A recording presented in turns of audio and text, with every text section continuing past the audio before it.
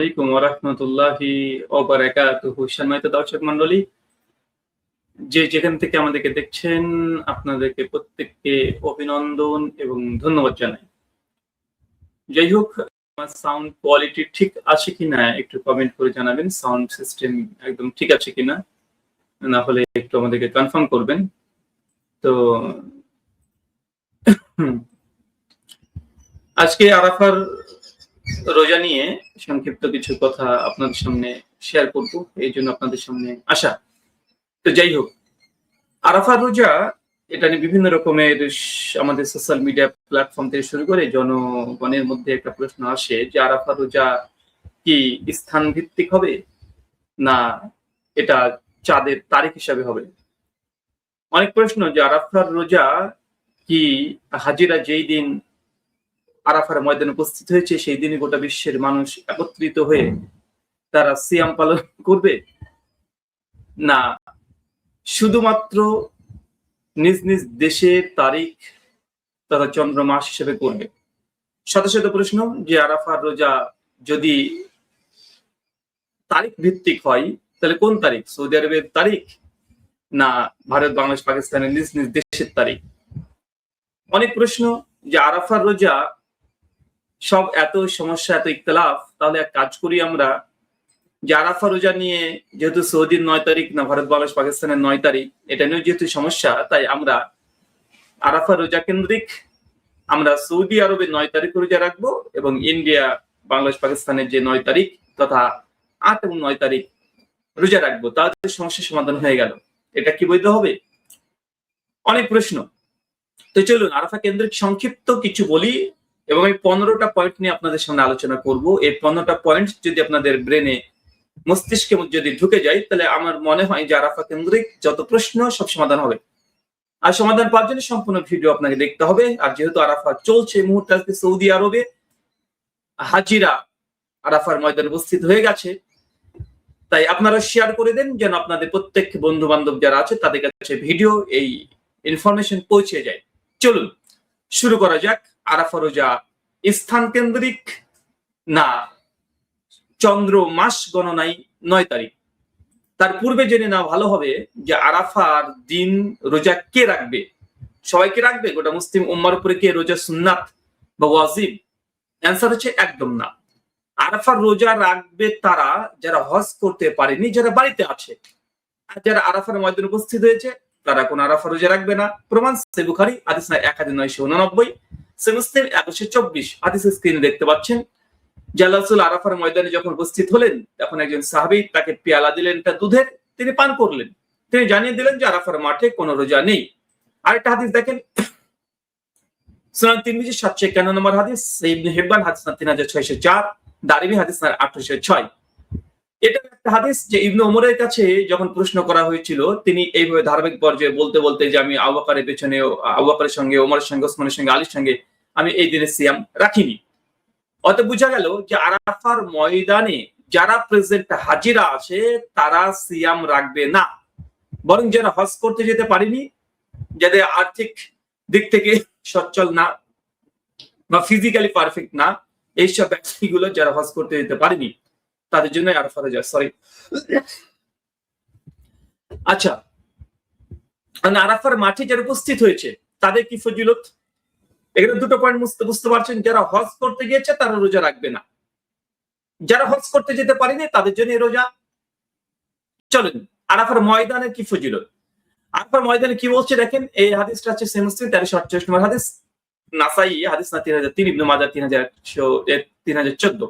আরাফার দিনের তুলনায় এমন কোন দিন নেই যেদিন আল্লাহ তাআলা সর্বাধিক সংখ্যক লোককে জাহান্নামের আগুন থেকে মুক্ত দান করে। আল্লাহ তাআলা নিকটবর্তী হন অথবা বান্দার সম্পর্কে ফেরেশতাদের সামনে গৌরব প্রকাশ করে।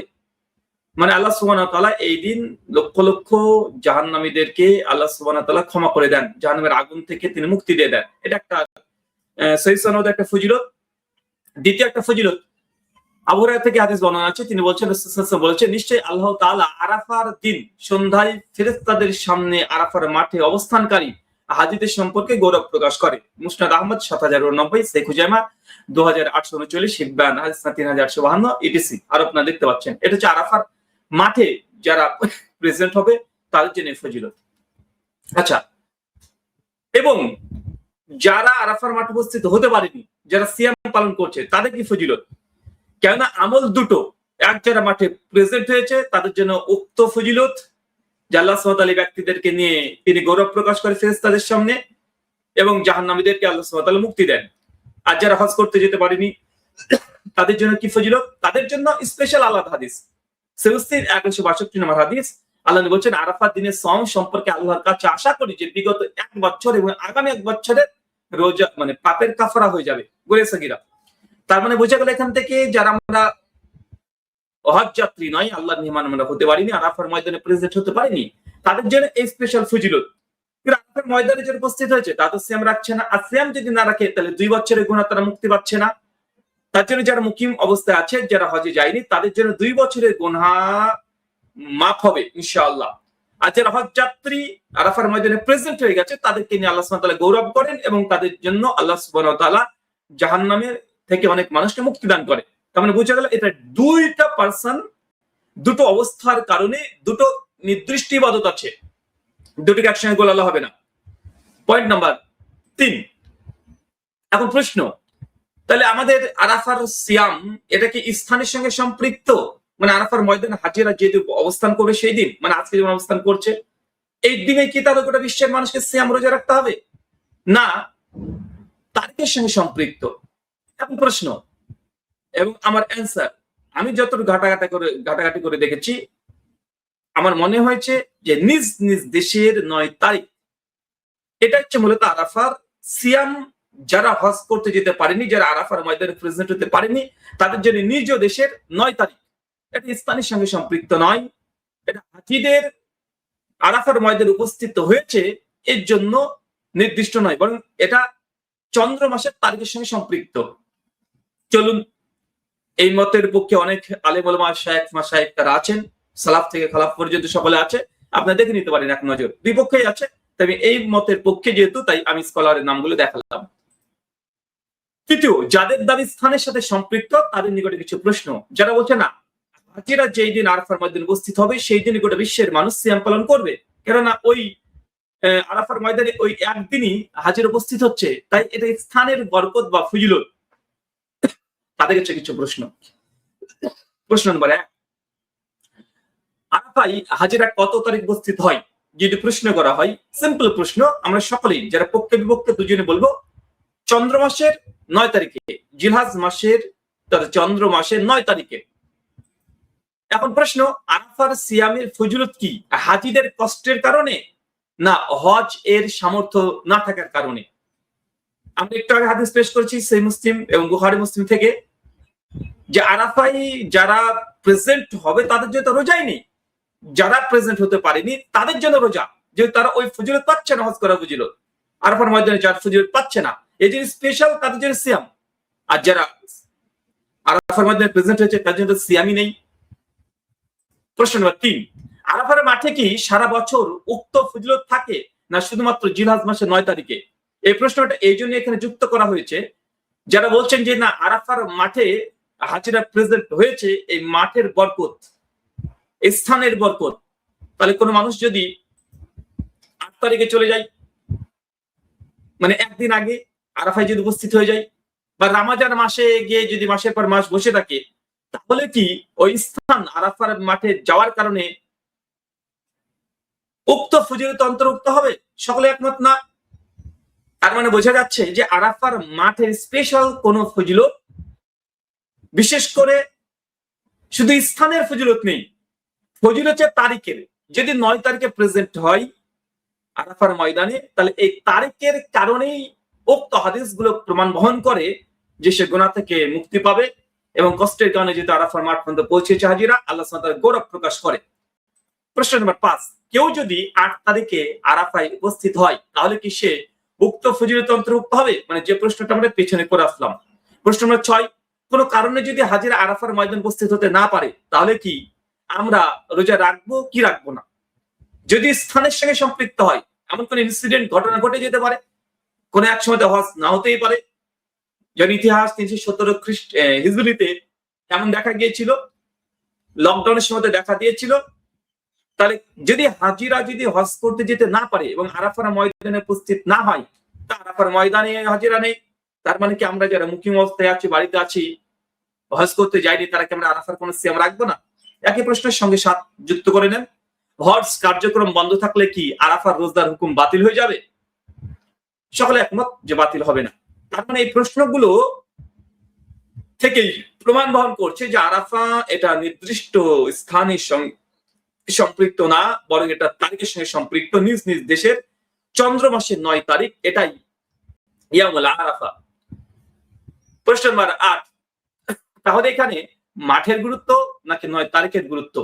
প্রশ্ন 7খানা থেকে এটা বহন হয় যে মাঠের 9 কেন? মাঠে যদি আপনি আজকে বাদ দিয়ে যদি গোটা রমজান মাসে থাকেন বা অন্য কোনো দিন 365 দিনের অন্য 364 দিন যদি মাঠে চলে যান, তাহলে আপনি ফজিলতের অন্তর্ভুক্ত হচ্ছেন না। সকলে একমত। অতএব মাঠের নির্দিষ্ট কোনো গুরুত্ব বা ফজিলত নেই, এবং তারিখের কারণেই ওই মাঠের গুরুত্ব, 9 তারিখের কারণেই মাঠের গুরুত্ব।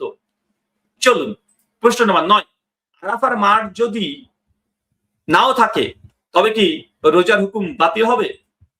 প্রশ্ন 10, আরাফার পরের দিন কুরবানির দিন, সকলে একমত। যেদিন আরাফা 8 তারিখে বলা হয় ইয়ামুল তারবিয়া, 9 তারিখে বলা হয় ইয়ামুল আরাফা, 10 তারিখের পর এটা ইয়ামুল নাহার।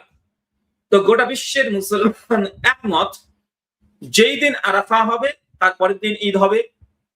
ঈদের পরের দিনেই মানে আরাফার পরের দিন ঈদের দিন।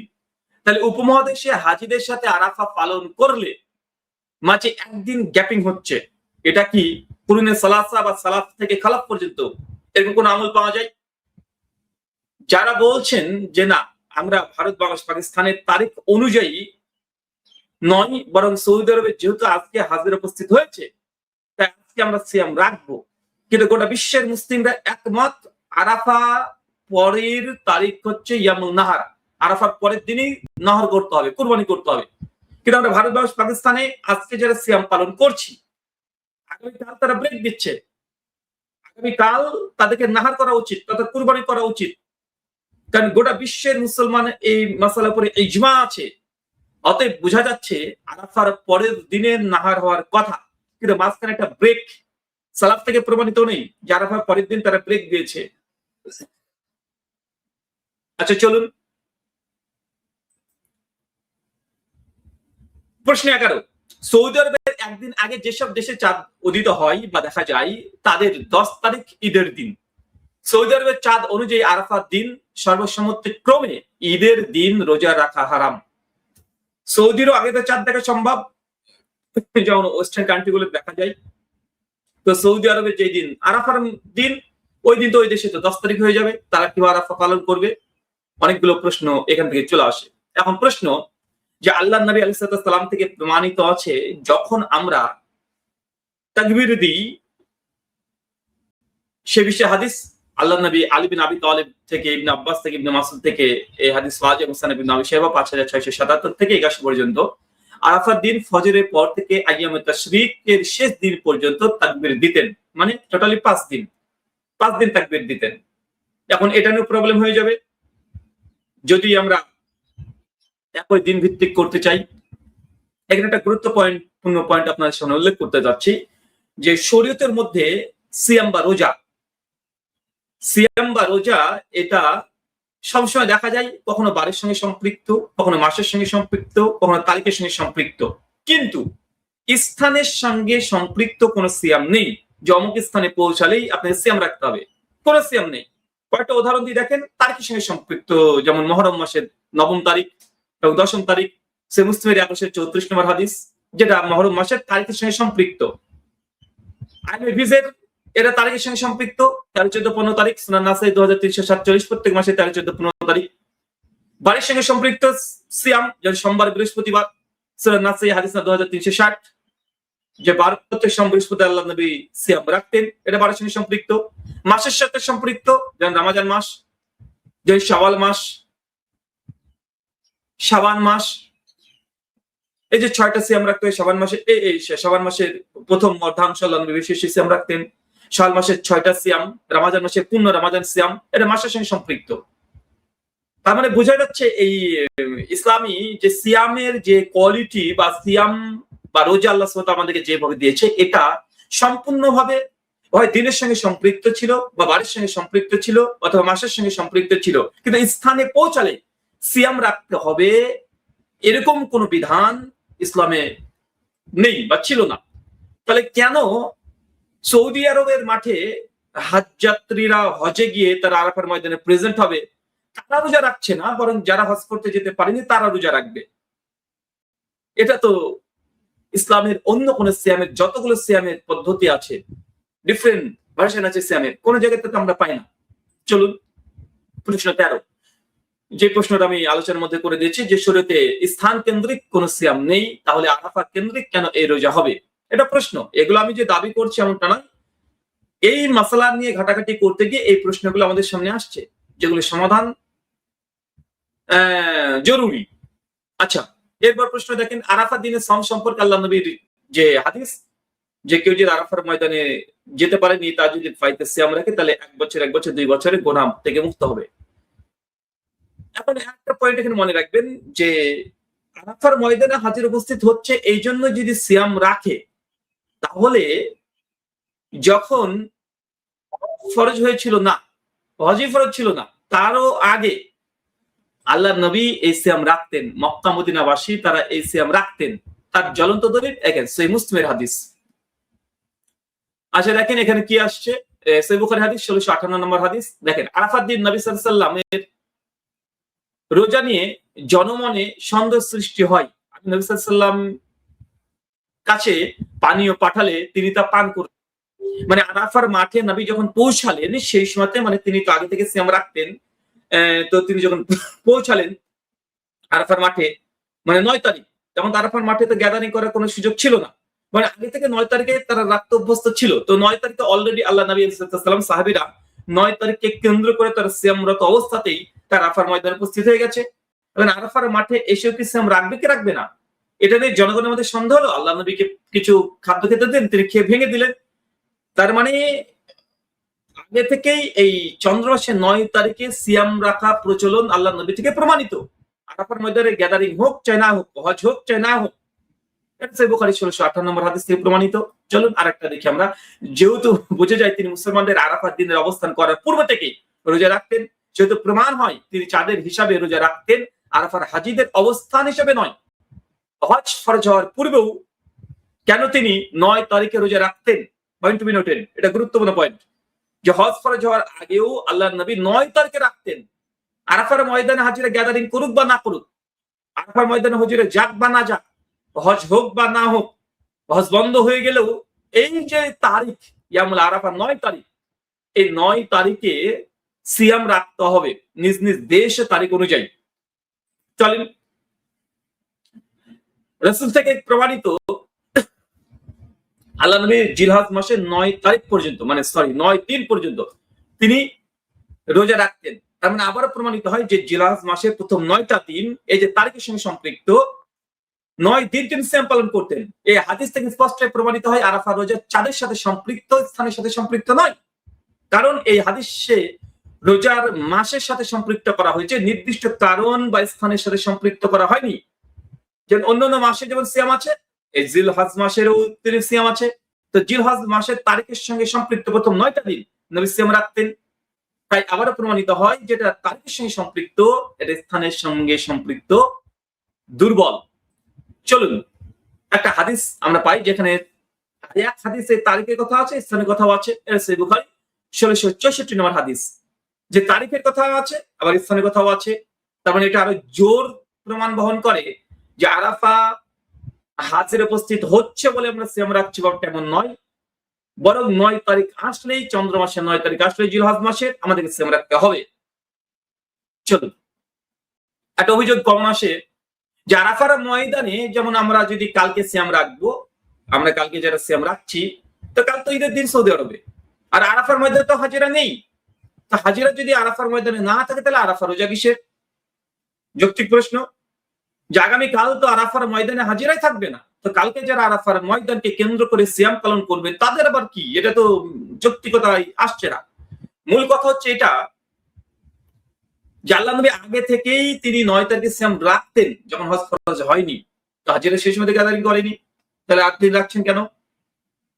এখানে একটা প্রশ্ন আসে যে ইসলামী ইয়ামুল আরাফা এমন একটি পরিভাষা, জিলহজ মাসের 9 তারিখের একটি নাম, প্রতিটি চন্দ্র মাসের ও চন্দ্র দিন সময় নামকরণ করা হয়েছে। যেটা একটু আগে বলেছি যে 8 তারিখে বলা হয় ইয়ামুল তারবিয়া, 9 তারিখে বলা হয় ইয়ামুল আরাফা। কেন বলা হয়? কারণ এই 9 তারিখে হাজিরা যায়, এই জন্য ইয়ামুল আরাফা বলা হয়। আর নাহার বলা হয় এই যে 10 তারিখ থেকে শুরু করে। আচ্ছা, এখন প্রশ্ন যে কোন মাসের নির্দিষ্ট একটা নামকরণ করা হয়েছে, এই কারণেই ওই গুণ বা বৈশিষ্ট্য বা অ্যাট্রিবিউটস প্রপার্টিজ না পাওয়া গেলে যদি সে রোজা বা সেই জিনিসকে জিনিস বলা না যায়, তা রামাজান, রামাজান মানে কি? রামাজান মানে যারা এই পুরে ছাড়খাড় করে দেওয়া, উষ্ণ গরম, রামাজান মানে। তো এখন যখন শীতকালে রোজা হয়, তখন কি আমরা এই বলে কি ডিনাই করে দিতে পারবো যে যেহেতু রামাজান মানে উষ্ণ গরম তাপ, একদম উত্তপ্ত বালিময় স্থান, জালি পুরে ছাড়খাড় করে দেওয়া, তো যদি শীতকালে রোজা চলে আসছে, ধীরে ধীরে চলে আসছে, আমরা ছোটবেলাতে শীতকালে রোজা করেছি, তো যখন শীতকালে যদি রোজা হয়ে যায়, এখন কেউ যদি এই যুক্তি দিয়ে বলে রামাজান মানে তো গরম, উষ্ণ, তীব্র গরম, তখন তো শীতের কাল, অতএব তাহলে আমরা এখন যেহেতু এখন শীত পড়ছে, গরম পড়ছে না, আমরা রামাজান মাসে রোজা রাখবো না, বলা যৌক্তিক হবে না। কোন নামকরণ যখন হয়ে গেছে, সেই নামের বিচারেই আপনি বিশ্লেষণ করে শরীয়তের সিদ্ধান্ত দিবেন, এটাও যৌক্তিক সিদ্ধান্ত না, তাহলে রামাজান মাসকেও আপনি বাতিল করে দিতে হবে। তো যাই হোক, আমাদের এই কয়েকটা প্রশ্ন সহ আমরা আপনাদের কাছে যে কথা বোঝাতে চেয়েছি যে আরাফা রোজা আপনারা রাখবেন নিজ নিজ তারিখ অনুযায়ী, এটাই যৌক্তিক। চন্দ্র মাসের 9 তারিখ অনুযায়ী নিজ নিজ দেশের চন্দ্র মাসের 9 তারিখ, এটা হচ্ছে ইয়ামুল আরাফা। আরাফা বলা হচ্ছে এই জন্য যে হাজিরা ওই তারিখে হজ করতে গিয়ে তারা যুক্ত হয়েছে, এই জন্য বলা হয়। স্থানের কোনো নির্দিষ্ট কোনো ফজিলত নেই। যদি ফজিলত থাকতো তাহলে আপনি রমজান মাসে গিয়ে আরো 10 দিন থেকে আসেন, কোনো ফজিলত পাবেন সেই মাঠকে কেন্দ্র করে? পাওয়া যাবে না। যদি কোনো বছরে যদি হজ যাত্রা হজ করতে যেতেই পারেনি, তারা আরাফার ময়দানে প্রেজেন্ট হতে পারেনি, তার মানে কি আমরা সেই রোজা রাখবো না? অবশ্যই রাখবো। তাই হাজিদের কষ্টের কারণে এই সিয়াম নয়, বরং যারা হজ করতে যেতে পারেনি তাদের জন্য সিয়াম। সামনে দর্শক মন্ডলী, আশা করি বিষয়টা আপনাদের কাছে স্পষ্ট ক্লিয়ার হয়েছে। বিতর্ক থাকতে পারে, আপনারা ভিন্ন মত পোষণ করতে পারেন, তবে আমার কাছে যতটুক দলিল আদিল্লা এবং সালাফদের ফাহাম থেকে যা বুঝেছি, আমার কাছে মনে হয়েছে চন্দ্র মাসের 9 তারিখ নিজ দেশের, এটা চাঁদের সঙ্গে সম্পৃক্ত, নট স্থানের সঙ্গে সম্পৃক্ত। শুকরান, জাযাকাল্লাহ খায়রান, বারাকাল্লাহ ফিকুম, ওয়া মা আলাইনা ইল্লাল বালাগ। আসসালামু আলাইকুম ওয়া রাহমাতুল্লাহি ওয়া বারাকাতুহু।